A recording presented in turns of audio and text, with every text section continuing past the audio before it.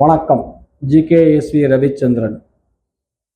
இன்னைக்கு பார்க்க போகிறது மீண்டும் மூணாவது பார்ட். Y NEET டைவர்பிகேஷன்.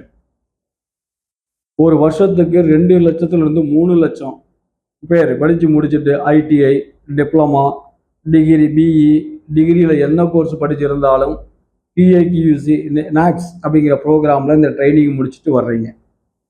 யதார்த்தம் என்ன அப்படின்னா, உலகம் பூரா கூட 2 லட்சம் பிஏக்யூசிக்கான வேலை வாய்ப்பு உருவாகலை. ஆனால் நீங்கள் ட்ரைனிங் முடிச்சுட்டு வர்றது என்ன?